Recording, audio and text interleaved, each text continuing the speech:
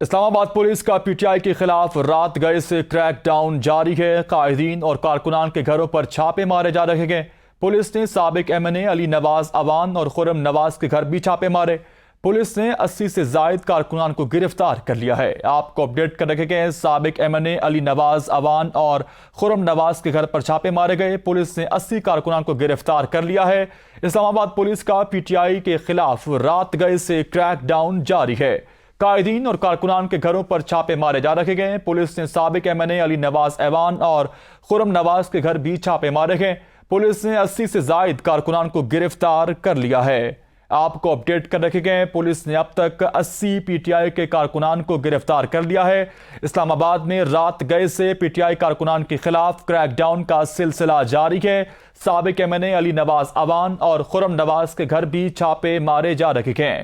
آپ کو اپڈیٹ کر رکھے گئے، پولیس نے پی ٹی آئی کے 80 سے زائد کارکنان کو تاحال گرفتار کر لیا ہے۔ رات گئے سے پی ٹی آئی کارکنان کے خلاف پولیس کا کریک ڈاؤن کا سلسلہ جاری ہے۔ پولیس نے اب تک 80 سے زائد کارکنان کو گرفتار کر لیا ہے۔ اب تک سابق ایم این اے علی نواز ایوان اور خرم نواز کھوکر کو بھی گھر پہ چھاپے مارے گئے۔